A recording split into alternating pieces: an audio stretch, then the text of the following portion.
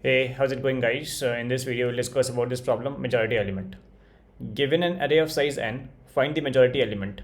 The majority element is the element that appears more than n by 2 times. You may assume that the array is non-empty and the majority element always exists in the array. Let us consider some examples. For this input array, the output is 3 because 3 is present more than n by 2 times. So here n is 3, that is the size of the array. N by 2 is 1, so as you can see 3 is present 2 times, which is more than n by 2 times, so output is 3. And similarly for this example, the output is 2 because 2 is present 4 times and n is 7 for this, so n by 2 is 3, so it is present more than 3 times, so the output is 2. So let us see how we can solve this problem. There are a couple of ways to solve this problem. First is an easy way, in which what you can do is you can simply maintain a hash map. Now what you can do is you can simply iterate over the array, and for each element you can maintain its count. Once you have the count for each element, what you can do it, you can simply iterate over the hash map, and for each element you can check whether the count is greater than n by 2 or not. So for whichever element the count is more than n by 2, you will just return that element. Correct? So this time complexity and space complexity for this solution is on. But in this video, we're going to discuss about a better solution. Okay, so the better solution will work in same time complexity on, but the space complexity will be reduced to O1. So let us see the better solution. So the algorithm name is Boyer-Moore voting algorithm.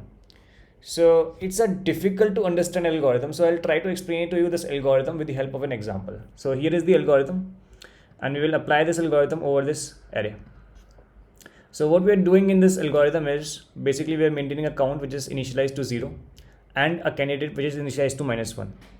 Now we are iterating over the array, and in case the count equals 0, we are updating the candidate to be the current element of the array, and we are incrementing count by 1 in case the current element is same as candidate. Otherwise we will decrement count by 1. Correct? And after the iteration is over, we will simply return the candidate element from here. Okay, so let us consider this example. So in this example, the majority element is 7. As you can easily see, 7 is present how many times? 1, 2, 3, 4, 5, 6, 7, and the size is 11. So it is present more than n by 2 times, so the majority element is 7. So let us debug this array for this algorithm. Correct?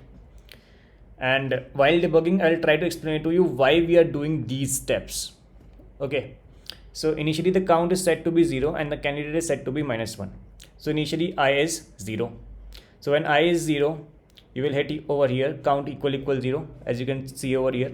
So you will update the candidate to be the current element of the array, which is 7, and you will increment count by 1 because the current element, which is 7, is same as the candidate, which is also 7.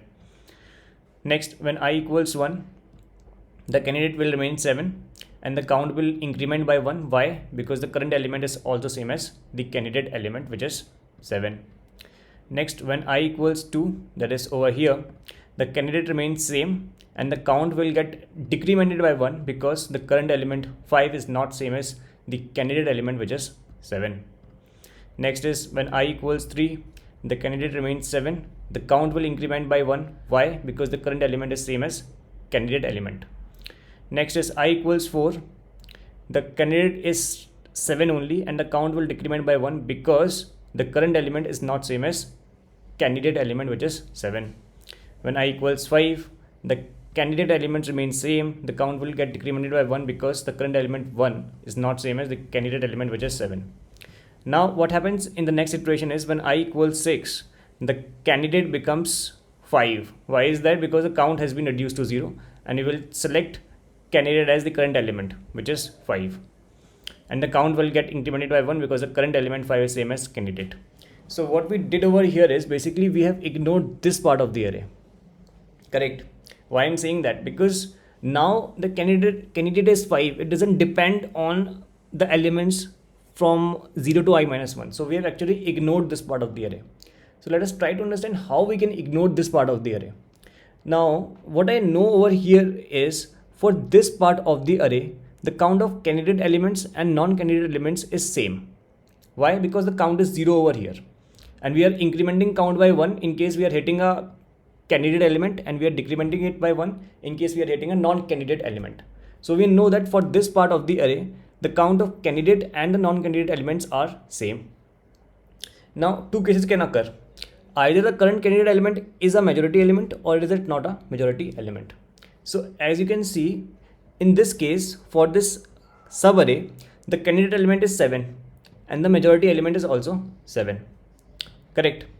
So what I'm trying to say is that for this part of the array, the count of candidate and the count of non-candidate element is same. And since candidate is same as majority element, the count of majority element for this part and the non-majority element for this part is same. So majority element is 7 and non-majority element is everything except 7. Correct. So for this part, the count of majority and the non-majority elements is same. Now what I know over here is for the entire array, the majority element is present more than n by 2 times. For this part of the array, the majority element is present only n by 2 times. So you can see that for this part of the array, it will be present more than n by 2 times for this part. Correct. So what I'm trying to say is the majority element for the complete array is same as the majority element for this array. So you can simply ignore this part. There exists one more case. So let us consider this case as well.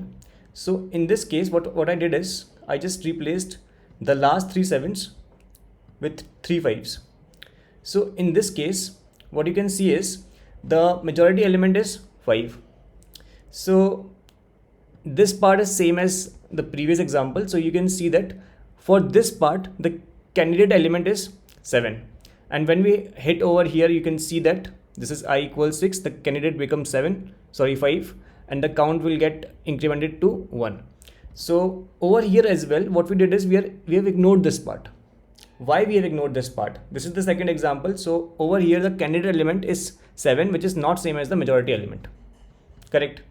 Now I know that the count of candidate and non-candidate element in this part is same. And majority element must be from the non-candidate element. Correct. So what I can say is for this part, the count of majority element is less than the count of non-majority element. Now I know the majority element is present more than n by 2 times for this entire array, and the majority element is present less than n by 2 times for this array. So what we can say is for this part of the array, the majority element is present more than n by 2 times. So that's why we can ignore this part. That's why we are able to ignore this part. Correct. So I guess I'll just write the code for this algorithm now, and I guess things will be more clear then. So what I will do is I will maintain a count value which is set to be 0 and a candidate which is set to be -1. We will simply iterate over the array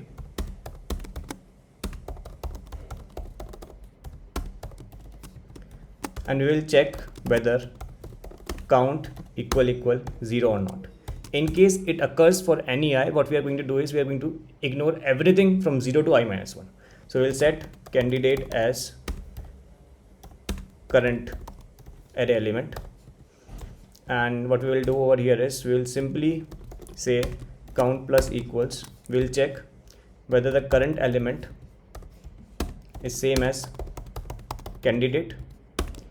So in case it is, we will increment it by 1, otherwise we will decrement it by 1, and we will just simply return the candidate from here.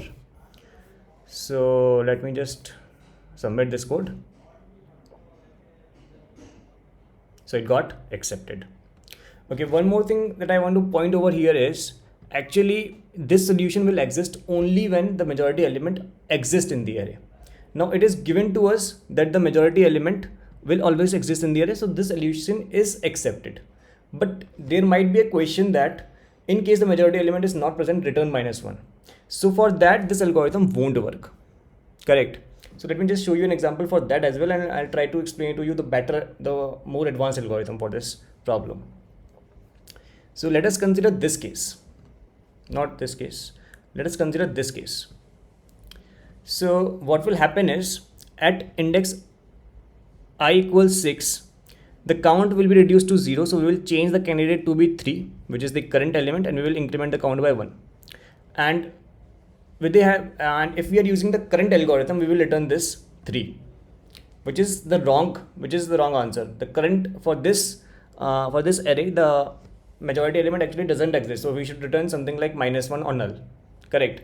So for this case, what you have to do is you just have to traverse the array one more time, and for the current candidate element, that is 3, you have to check whether it exists for n by 2 times or not, that is more than n by 2 times or not. In case it does, you will return the element 3, and in another case you will return a -1.